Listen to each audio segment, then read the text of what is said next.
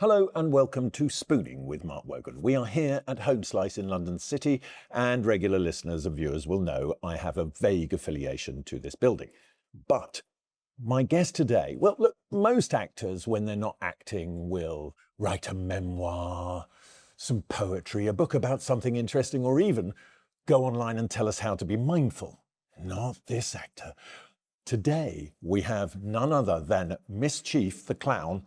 Will you please welcome to Spooning with Mark Wogan somebody who can actually cook, Fay Ripley. Hello. Hello. I like being called Mischief. Well, I mean, this is a past sort of alter ego of yours, isn't it? For 5 years, I was a clown. Absolutely. And Well, that was my clown name. And that clown got you into trouble a couple of times, didn't it? Didn't you get sort of stopped at customs or something as a clown? Oh, sure. Mischief was strip searched on a regular basis. Was it sort of a bit like Pennywise? What kind of clown was it? Was it me? She? Yeah. She was... Well, she was quite a low-grade, low-rent clown because I was a student and I just had some red patent shoes and a squishy nose and a funny hat. And you know, you were basically a kid's entertainer. I was basically a kid's entertainer, and to be fair, my speciality was little kids because older kids needed good magici's. Yeah, And that to I hold was their not. attention. Well, just because they're smart and Could they're like, you do "Come on, any show me." tricks? I had a really bad sort You're of. sort of like a Tommy Cooper. He was a really good I know he was. magician, actually, wasn't he? But so I was not like him in a sense. But I went for my main thing, as I had a puppet show, and I mainly used up my time as a kid's entertainer when I had 2.5-hour parties, with 30 kids or 100 kids. I would do cuddles for half an hour. Good. Because there were 3. Yeah. And then I would ask who wants to go to the toilet. But I mean, now you couldn't get near there. You'd have to be CRB checked up the wazoo to do cuddles with somebody's kids you didn't know. As I say it, I can hear my lawyer.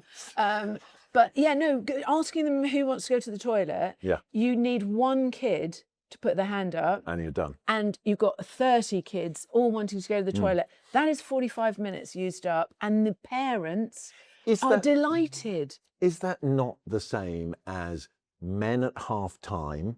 And if you're out with women at dinner, they can't go alone. What, to the toilet? Yeah.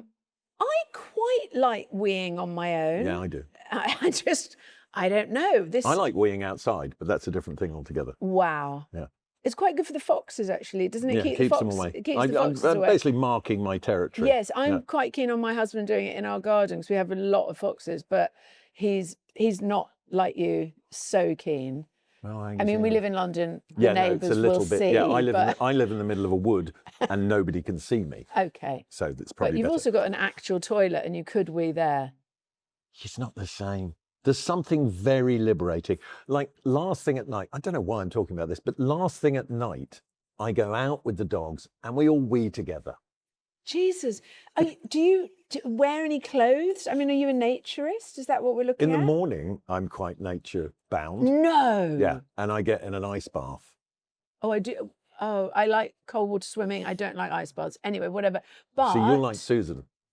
She likes a swim. I like. She doesn't like to sit in the ice. Me but neither. I don't think it's good for. It's 100% good for your gender, ice bathing. I think it's one of those things that ties in with your cycle and everything, and there's certain times you shouldn't be doing it and certain times you should. My understanding is that all of the research was done with men with temperatures, exactly. Yeah. And that turns out most medicine goes that way. And most medicine, yeah, exactly. But I find, I guess you can only gauge it for yourself, maybe like Susan, where I have to keep moving and the sort of sitting doesn't work for me in that cold temperature. So she's very, I bet you're like her, you're dignified about it. There's no huffing and puffing, like, oh, she just gets in and is like, steely determination. I mean, I'm dignified except that I have to wear something to keep my hair dry. Yeah. I'm not getting my hair wet. So what like a hairnet or a swimming cap? It is certainly not a swimming cap. Oh. The ears Like would a not be a bath, good thing. like a bath, Not is a it big shower cap? flowery. No, I sort of wear like a baker's hat. Oh, okay. You know, sort of. But I'm not And sure where it do looks you that good. swim? Is this a Hampstead Ponds thing? It is. Yeah. Or the sea. I came to it very late. I've only been doing it for a couple of years. Same as Susan. Before that, I was maybe the same as I poo-pooed it and thought it was a dreadful idea. No. And then I did it and went, oh, it's great. It is. I love it. Yeah, it's great. Going back, because obviously coming to things late, let's go back to the beginning first. So Right. born in Wimbledon. Born in Wimbledon. Born in Wimbledon. Yeah. Dad printed movie posters. Mum was an antiques dealer. Is that correct? Mum was an antique dealer, for sure. My dad was an entrepreneur. Right. There was a printing company called Ripley's originally. Mm-hmm. They were printers, but he then went on. I mean, at one point he owned Shepperton Studios, I think. But it wasn't show busy. That sounds it, but he wasn't. It was about money making and deals. And when you're growing up, you just go, he's a businessman. And is it true you were at the same school? You weren't in the same year as Lisa Tarbuck? She was the year above. Yes. Yes, Yeah. but we were all in that. But you got excited when Jimmy turned up in his brown Rolls Royce to pick her up at school. Sure. Yeah. Who wouldn't? Because it was very important. I went out with her brother when I was 4. Most people went out with her brother at some 3 point. or 4. Jimmy Jr.? Yes. Yes. We were in the nursery together. We held hands. I think we kissed. You're born into this family. Why did you? Because the smell of the grease paint and the roar of the crowd sort of got you early, didn't it? Because it was a teacher at school who said you should go and act. It was. I think it was literally the only subject, drama, that I wasn't completely shit at. So luckily, a teacher. Susan Ford, let's name her. She was amazing. But she patted me on the back, and that was sort of, I think if someone had patted me on the back for maybe something else, perhaps I would have been, Sister Regis kicked me out of geography for wearing too much mascara. So that was the end of that career. Right. Think what you could have brought to the world of geography. Talking of bringing things to the world. Yes. Here at Homeslice, we have brought the 20-inch pizza. And here is Antonio, who has made you our Margherita. Thank you, Antonio, you beautiful man. Wow, now, Antonio the has reason delivered. I've got this up is to part show off, and secondly, to sort of make a point. Because when you filled out your questionnaire, you talked about various toppings that you like on a pizza, which is like a Fiorentina. I'm not a fan. Not a fan because of the egg. Do you not like the egg? The egg and spinach. There's too much going on. Because I'm very much, when it comes to a pizza, about less is more. Yeah. Okay. And I always say, if you can't make a margherita, you shouldn't be making a pizza. But what I did love to read was you actually make your own pizzas. I do. And I make them from scratch. I know. In a proper wood-fired, a big wood-fired pizza. I think it's about, the cheese, the sauce, and then, of course, most importantly, the dough. What's your trick with your dough? Because I think it's important to point out you can really cook. I can home cook. Yeah. Hey, Mr. Homeslice, I can home cook. Well, but, you've got 3 more cookbooks than I've got. So, okay. Award-winning cookbooks? Yes. Oh, all right. Mum's Net Cookbook of the Year. Come on. Don't mind if I do. My trick, and I've only just worked, is with food, as you know, it's nothing stands still. So you're constantly working out a different thing or adapting. And so my dough, I now rest it and I leave it to its business in the fridge. Not out the fridge. Same. Is that same? 36-hour in fridge proof. In fridge. And so for a long time, I would leave it out. You see, you pay attention and you know stuff. This is the thing. It's from doing it. You only know it from doing it. But that thing is, there's doing it, and then there's doing it, and to work Sure. out that actually what I need to do is put this in the put fridge. it in the fridge, and it then doesn't overblow Yep. and bubble up, and then you're knocking it back, and it's all da da da. It doesn't turn into, the danger is if you do a kind of outside proof Yes. or just an air-based proof, Yes. is it ends up quite focaccia-like, which is not what you're making. It's not what I'm after. Very different. And also it's very difficult to handle. So then... Well, it tears. And it tears. Anyway, then I can, about half an hour, because also when I'm making it, I'm entertaining, I've got people there or whatever, and then I can sort of roll it out and then put it back in the fridge and layer it up and then, bung it in. Well, obviously, we have, which I suspected, having, seen your books and then read your thing, that you do know what you're talking about. So I will insist that you try a little of this now to tell me how you feel about a home slice pizza. Can I?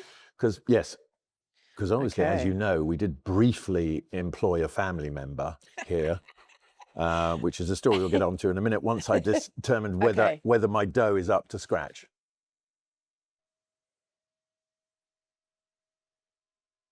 Unbelievable. Unbelievable. But that sauce, it's the sauce. Oh my God, I've got to have some more. That's the thing about it. How much sauce I'm still confused about. Less is more. That's delicious. Yeah, I agree. Also with the cheese as well. Although we did, so a while back, there was a lovely man called Matthew Barzun, who was the American ambassador to the UK under Barack Obama. And he became a home slice fan. But we did have the ambassador special, which was this, but with 3 times the cheese on it, because he was American, he wanted more cheese. And you just wanted more cheese. And he was a nice man, so he put more cheese on it. It's really, really gorgeous. And in the tomato sauce, is it? Well, I can't tell you that. Oh, I'd have to kill you. Sake. But I don't think you really need. suffice to say, it's San Marzano tomatoes, all the way. San Marzano being a particular type of tomato, from a region in Italy. Oh, okay. For the home cook, mutti. Yes. Is my go-to. It's a great. It's a fantastic in a can thing, like the cherry tomatoes. Let me tell you, I'm now not in a can. I'm using the passata in the bottle because I'm slightly paranoid about cans and linings. But glass, so I'm preferring a glass. And I just do salt and pepper. I just do salt and pepper that is it. Because there's a level of sweetness in that that you don't get with other tomatoes. No. I don't know. They're just, it's a really great product. But if you did get the can, what is really nice is, the cherry tomatoes they do in the sauce. Yes. Have you seen those? That just tossed salt and pepper, bit of freshly fried garlic, that through some pasta, some basil leaves through at the end, is like you've got an incredible tasting dinner in about 3 seconds. Absolutely. Which is what your kind of focus was with the food. And the books that you did was like, look, we're all busy, but it doesn't mean we've got to eat crap.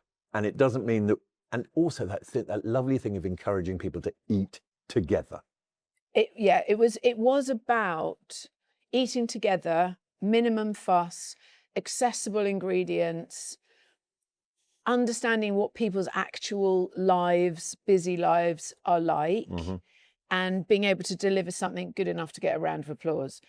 That was sort of it in my brand. Which I hope to write another one, in fact. But good. We'll look forward, because the books are really good. And it's one of those things that you go, I think it was because it was an unexpected thing for you to do initially that people were like, huh? I think what it was at the time, actors weren't saying, hey, let me write some cookbooks at the time.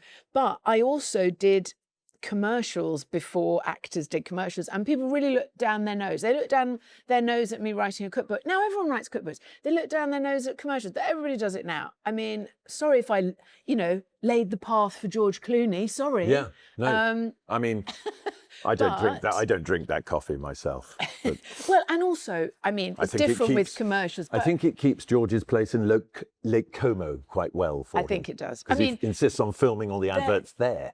I mean, it makes absolute sense. But people did say, oh, why on earth would you do the lottery adverts? Why would Fay Ripley do that? And I want to go, why do you think? Well, I mean, if It wasn't because of the script. But if we, exactly.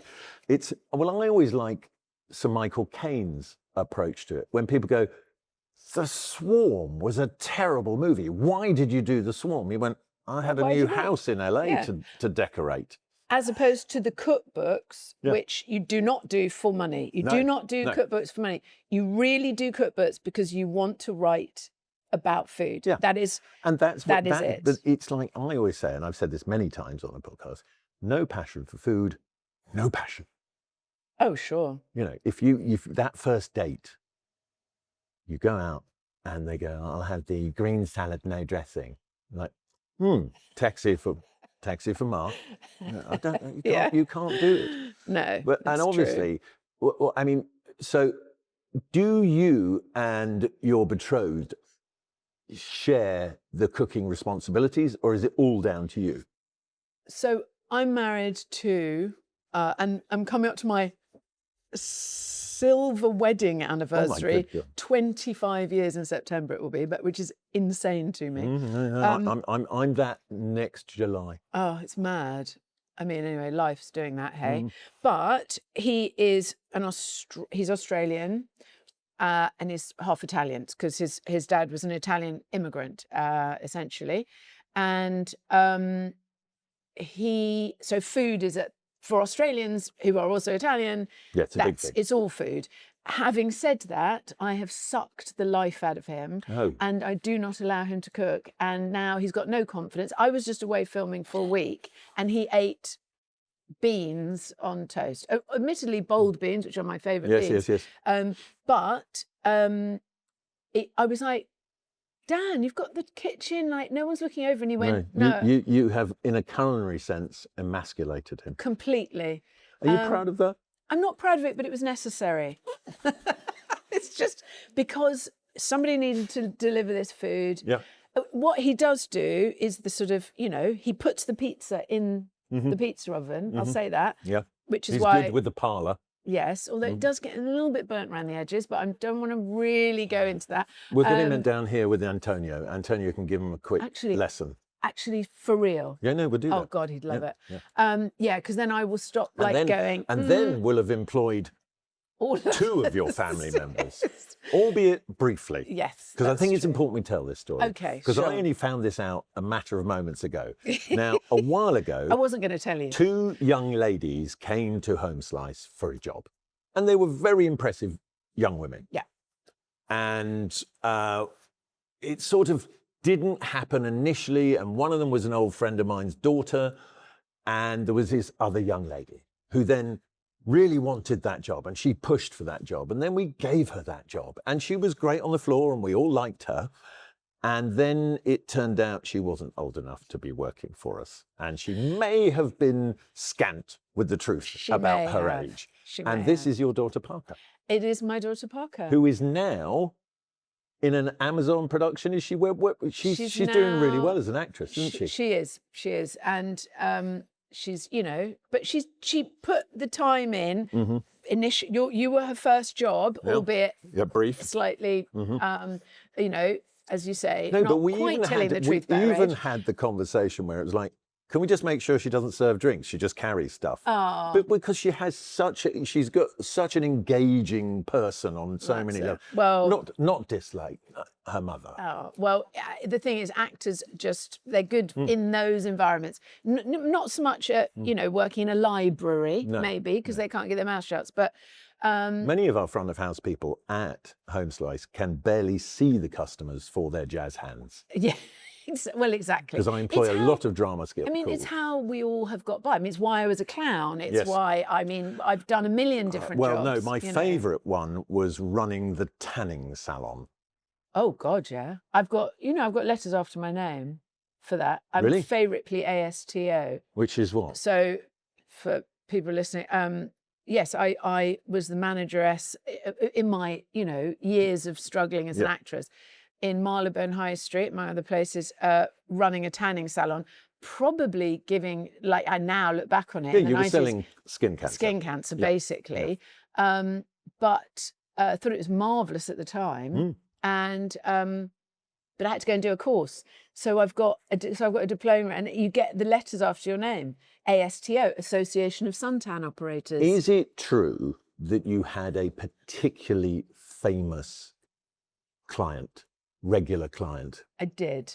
Who, when they left, you would sell bits of their towel off to their fans? That is a true story. Would you like to tell the people at home who that was? That was George Michael. Our dear departed George Michael. Yes. You sold his DNA to people. You would cut up the towels that he wiped the sweat off his body. Worse. I'm going to add to this. I pretended they were his towels when I couldn't get the actual towels. But you got me, George. Yeah. No, there you go. So basically, he would come in. He was a regular customer. This was when I was in Golders Green, and he was down the road in Hampstead, and he would come in, and he would mainly have a face tanner, so I couldn't always get a towel.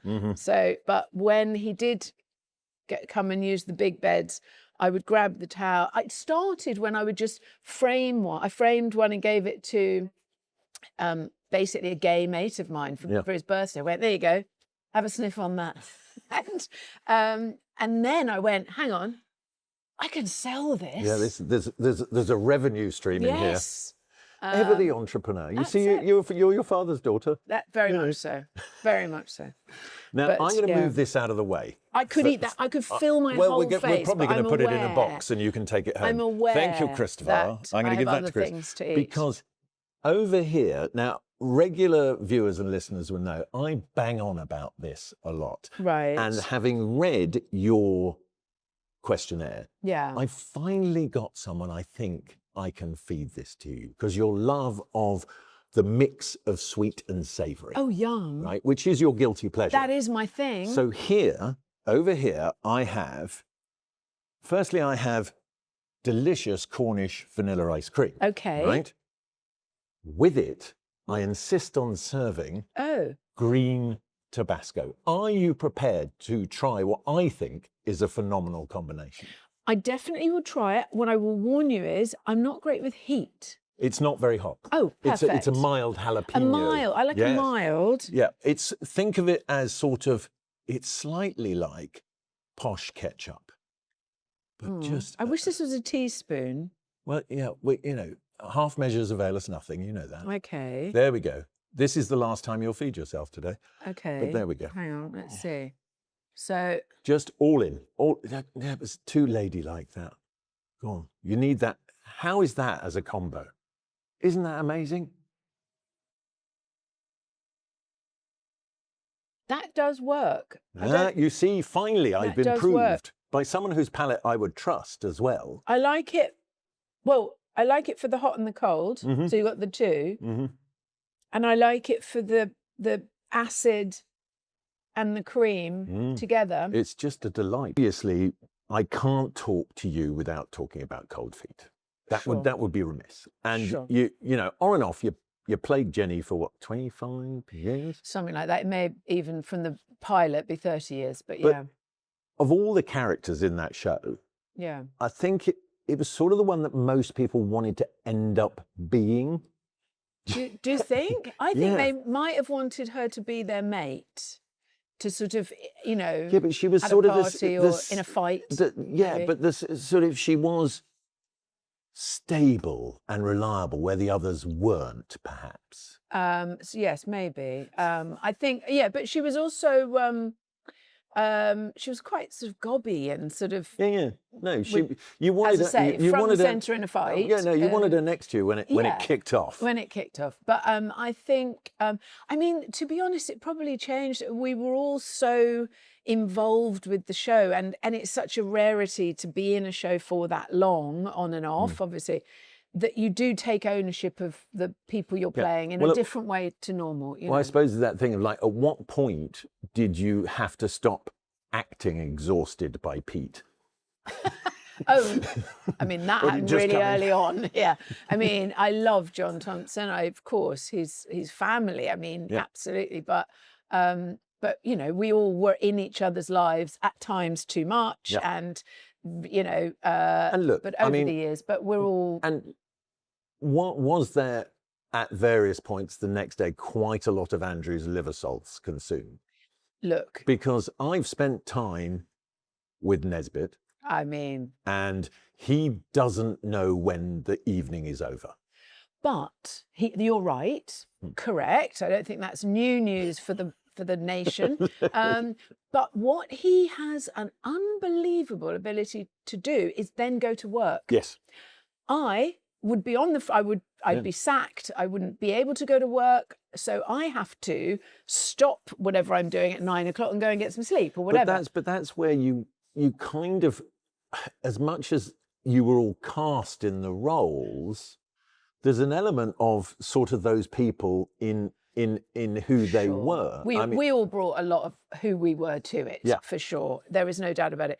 And yes, Nesbitt, and back in the day, and not now, not for many years, John, and we all joined in. Like it's not that we didn't join in, but that was back in the day. But it was such a moment, wasn't it, when sort of TV shifted from dark and kind of moody to this sort of slightly lighter. I think the 90s had a bit more hope. It had a great soundtrack. It looked slightly different. It was aspirational. It sort of locked in we were very lucky. These things in fact, that show didn't land straight away. It went out, it didn't get any viewers, and then they re-put it out and it did land, and won some awards, and then it was sort of off and running. But for me, obviously the writers and stuff, mainly Mike Bullen, but it was actually about Christine Langham, who was the producer, and she really, it was her first big success, and she sort of turned it into what it was, and then it sort of ran. And then even when we came back, I think it did a good comeback. Because when you came back, was it 2016 or was it 2014? I actually can't remember, but I know that we stopped just I've got it before written COVID. down here. I've got it down here. You released a load of cookbooks, and then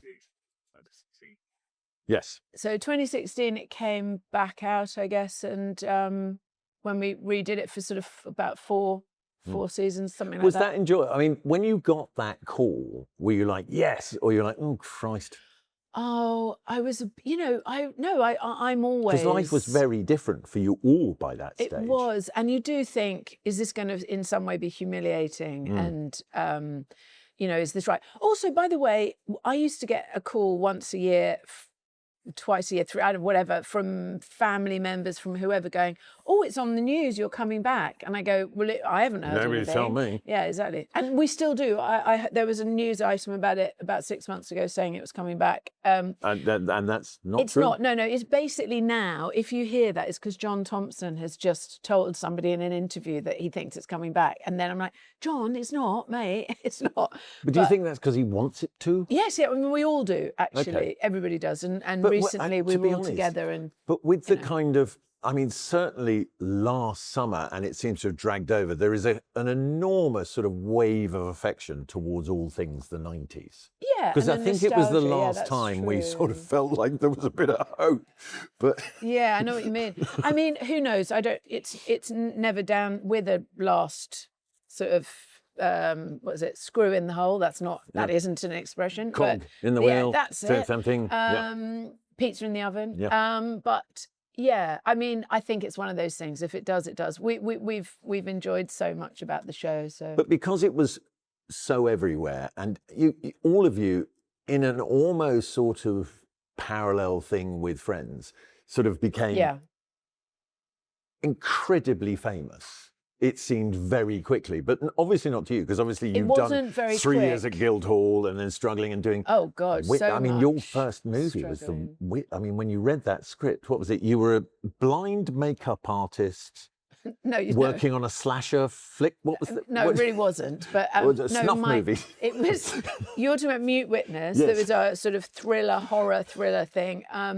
We went and filmed. This is before Cold Feet, yes, and it was all set in Russia. No, I was the sister of my sister was mute, and so the whole thing, and she witnessed a snuff movie. I mean, you can't write it, except they did, and what happened was we were all flown out to Russia, and on the page she had no lines. Yes, it's in the title. She's mute. So I had to translate my sister, who was the lead. You're my sister, and so I'd constantly be going in American, bad American.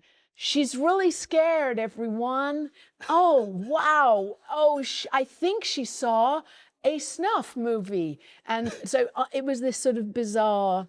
It's almost role of translation. It's almost that thing as a child. Even as a child, I thought, how do they know Lassie is saying it's down the well? Where? My sister didn't bark. No, but I'm just saying. She was Russian. In real life, she was Russian. Oh. Didn't need to be American or English speaking because she didn't speak. So. But luckily then Cold Feet came along. And it did. And changed everything. But yeah, it was the sort of, like you said, you started doing stuff that actors didn't traditionally do, which was adverts or cookbooks, and the offers of various things that come in. At one point, you were offered a record deal, weren't you? By Psycho. I was offered a record deal. That's my only regret. So Jenny becomes this thing that you're known for, and because it's so famous, you go through that weird thing of people having ownership of Jenny, and you backed away from that, didn't you? You sort of went, I don't want to get typecast, I don't want to do this full time, I want to do other stuff.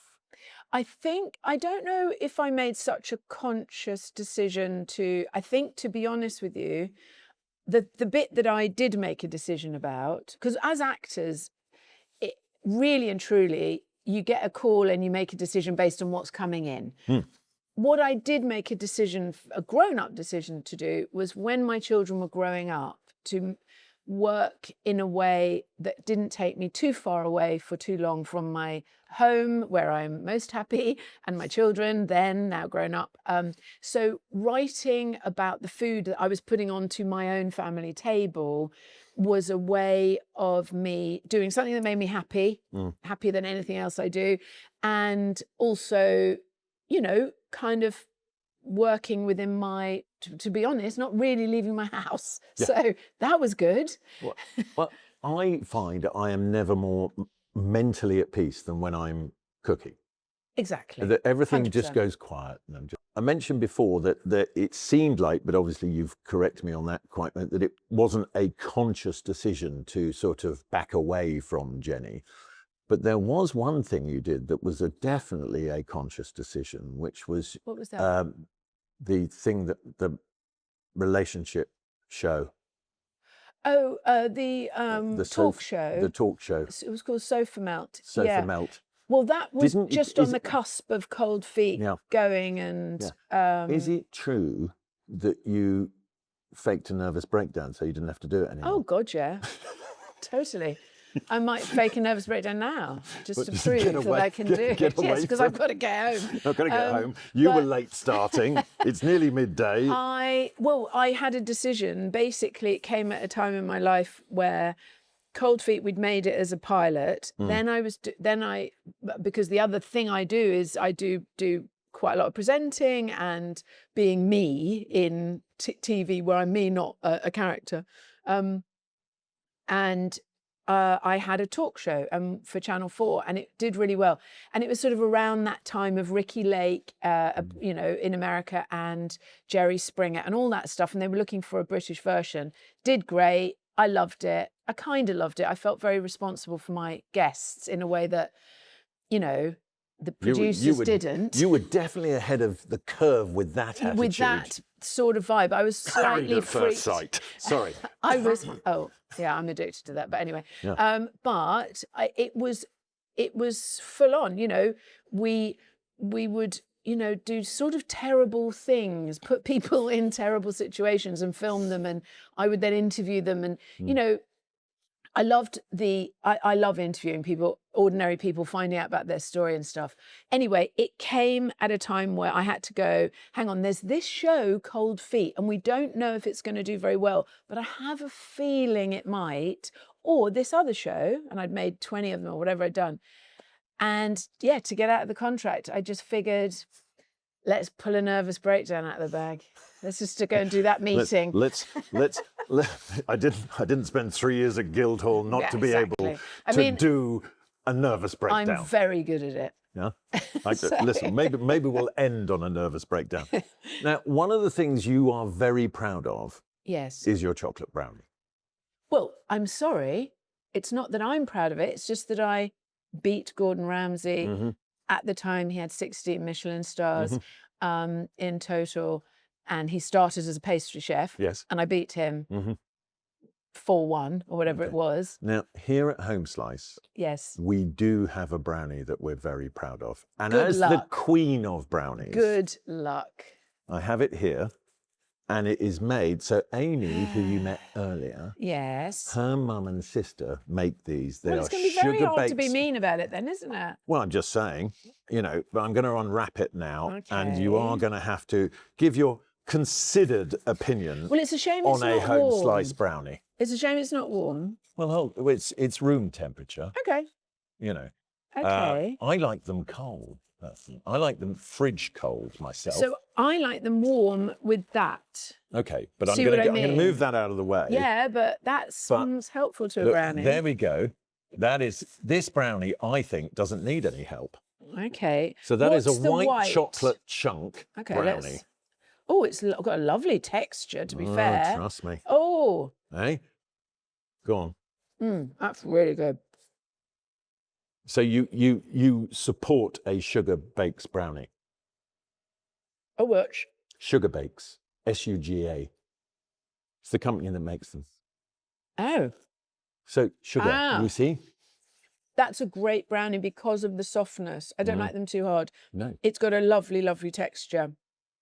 But again, like we do here at Homeslice, it's about the quality of the ingredients. It's really good. For my palate, it's slightly too sweet. But I don't like too sweet a brownie. But that's gorgeous. Basically, I think you more or less just stole my recipe. Well, you might have to take that up with Daisy and her mum. Okay. But that's really, really good. The difference is I put Galaxy in mine. Oh, do you? So that's the maltiness of the Galaxy. Okay. Is where I beat Gordon Ramsay, just saying. Yeah. But really, at the end of the day, good. What does Gordon know? I think he probably knows quite a lot, which means my win meant even more. Exactly. Yeah. Now, we have got to that time in proceedings where I am going to hand you the fetching Spooning with Mark Wogan. I've got watery middle-aged lady eyes, but anyway, let's see. I've got those. Oh, hold on. No, I haven't. Okay, they're on. And it is time for your first spoon. Oh, mate. Okay. And we are going to go here first. Am I meant to be guessing? Yes. Okay. So I will feed you a little something. Oh, that's weird. It's a trust exercise. I mean, it really is. You're going to sob it down me. Open wide. Okay. There we go. What are the flavours? What are the textures? What have we got there? What is it nice is the first thing I'd like an answer to, Fay, if you could get there. That's a very nice lunch. I'm going to say that's a potato. Yes, you're correct. Which means you are one ahead of a previous guest, Matt Tebbett, who couldn't recognise a potato. Did he think it was a sausage? He didn't know what it was. Matt Tebbett's my mate. I know. I love Matt. That's interesting. Yes, that is a potato, but it's... Tell me the other flavours. Are there any of your food loves in there? It tastes to me like there's some oil from a chorizo on it or something, paprika. No, paprika no, or paprika. something. No. But there's a sort of... It might be a recipe out of one of your books. That's all I'm saying. Out of my book? Yep. Oh. Go on, take the blindfold off. So it's the roasted new potatoes with lemon and garlic. Good Lord. But hang on, as a little bit of an aside and a bit of a throw-off, because... I don't even think that is my recipe. I looked it up. I'm going to debate that that's even one of my recipes, well, but I guess I've added something to it. Right. Because of your love of Dijon mustard. So I did do a little bit of a Dijon mustard dressing, tossed it through at the last minute. Good idea. Just as a sort of aside, you Because you also- can have that for the next book. Oh, That's what I'm no, saying. no, 100%. Mustard through a potato in a roast. Lovely. Especially Love it. with, so roasted it in lemon juice and whole garlic cloves. Oh, wow. Took those out, Ah, then tossed lemon rind, lemon juice, really nice olive oil, Very and a nice. bit of Dijon mustard through it at the end. you didn't get the email about me not liking garlic then. You don't like garlic? I don't like garlic. Now, hold on a second. Have a look. Check the memo. Right, here we go. But I don't. I mean, I have to say these are really But good. this, I'm weird about garlic. Now, what is it you don't like about garlic? I've come there later in life. That tastes really good. No, I don't like raw garlic. I think that's what it is. Okay. But that's delicious. Is it because you I don't like the aftertaste. you don't like the aftertaste? Yeah. Now, that is, I think, when people use raw garlic, occasionally what they do, firstly, they don't prep the clove properly. Yeah. And secondly, they use more than they need to. Yes, I think if you that's it. This is just a sort of gentle background, which is So lovely. when you have, like, for example, an aioli, right? Yes. An aioli doesn't have 4 or 5 garlic cloves in it because No, it's going to doesn't need burn it. you. It's going to, Yeah, you know, yeah, that's like burn's like a a good word. like a penne arrabbiata.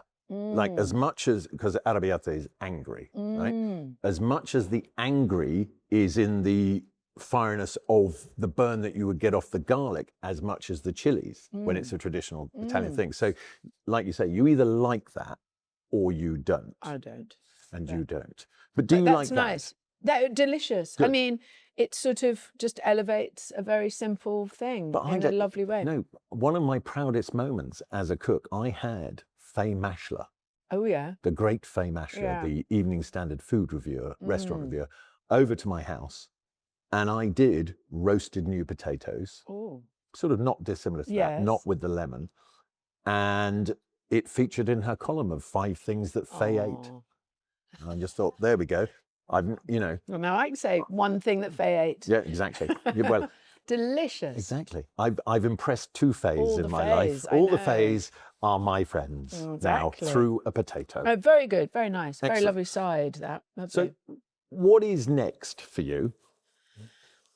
I think that the things that make me happy, which I'm at a point in my life where I tend to do those things. So I think it will probably be a mix, but things where it's me probably. And I did a podcast before. I really loved doing that. I think They can be fun. they can be really fun. So Food-based maybe, podcasts? maybe.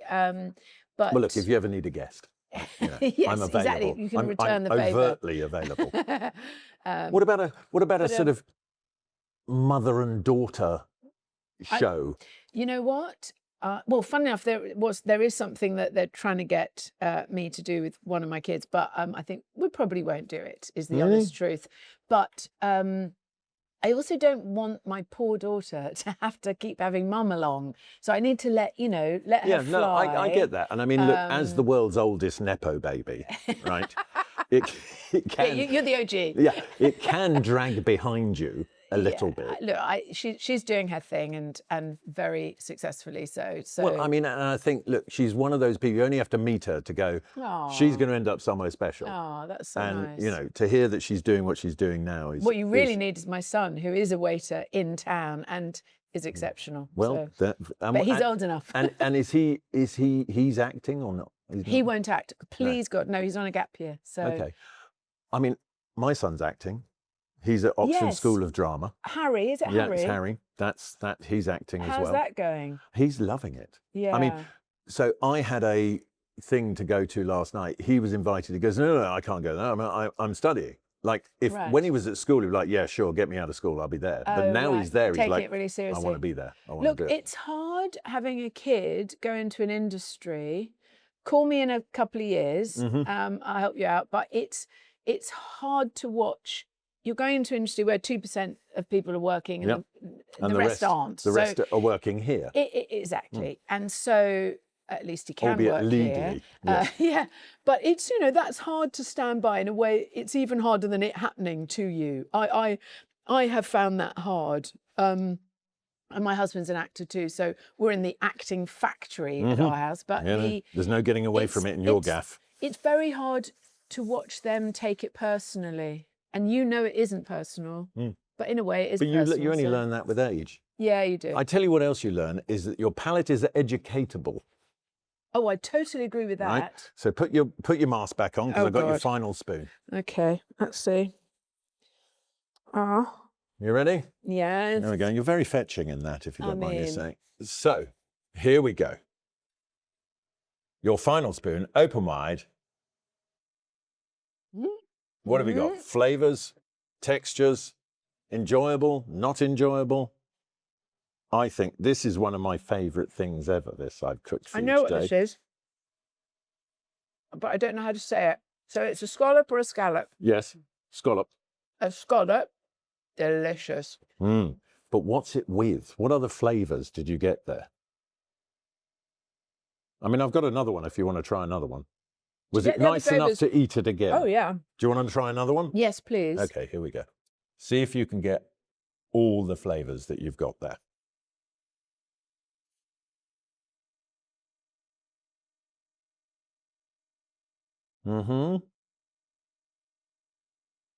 I mean, you are the first person to eat both spoons blindfolded. In what are we now, Johnny? 120? Is there a little bit of onion? Cooked onion? There was something soft, that's all. Well, take the blindfold off, because I want to tell you, this dish belongs to Richard Corrigan, and he served it to me once years ago at Bentley's Oyster Bar. So it is ajo blanco with a seared scallop and a fresh grape. Oh, that's the bit that texture. I was like, is that a cooked onion? No, it's a fresh grape. Yeah. Oh, that's a hard flavour to pick up. So ajo blanco is white gazpacho with the right amount of raw garlic in it. Oh, right. Yes, so, lovely. Very subtle. So what you do is, the best way, if you don't like raw garlic, let me give you a tip. Split the garlic in half, take the green thing out of the middle, right? And then just plunge it for 30 seconds into boiling water. Yes. And that takes that sting off. Yeah. But you retain the freshness of the garlic, which is what that is. So that's just almonds, bread, little bit of milk, water. Oh, wow. And then really good olive oil, blitzed up. And you serve that as a base, but that as a summer soup is phenomenal. What's very clever about that combination is that flavour doesn't overwhelm the scallop, and it's all about because balance. what I really tasted was the sea. So, but you can't beat a good scallop, can you? Yeah, very, very good. Yeah, very, very delicious. So, have I changed your opinion on raw garlic slightly, or is it let's see later? No, I'll take your hack. I'll take your boiling water hack, and then can I give you a hack? Yeah, go on. Which I've just started doing. Yeah, love a hack. Because we've been talking about the lemons, and lemons being my favourite ingredient. That's it for me. I can make 3 meals out of a lemon. I'm freezing a whole lemon, and then grating everything. So so the pith. Everything, it has to be an organic, unwaxed lemon anyway. Just folks, do not use the other kinds. Don't ever have a wax lemon. Why have a wax lemon? But it is also does have to be organic now because of what they're spraying on it. But if you just freeze the whole thing and just use it on your pasta or anything, once you've used the whole thing, like a sort of Bataga or something like that. I guess so, yeah. But it's just there. There's no waste. It's I mean, it's my new favourite. Yeah, no, it's a really good one to do. Fay, thank you so much. Thanks for lunch. I look forward to you coming back very soon in some kind of guise. Maybe Jenny, that would please John. Maybe Mischief. Yep, maybe Mischief. Well, that's all for this week on Spooning with Mark Wogan. Massive thanks to Fay Ripley for taking part and putting on the blindfold very bravely and being the first person to eat 2 spoons with a blindfold on. Exemplary. If you like what we're doing here, search us out on Spooning with Mark Wogan across all your social media And you can get this podcast wherever you get your podcast from. It is available in glorious Technicolor on the Virgin YouTube channel. And I am on Virgin Radio Chilled at the weekends, 10 till 2, Saturday and Sunday, playing you the best chilled music you can get your hands on. Until next week, stay beautiful.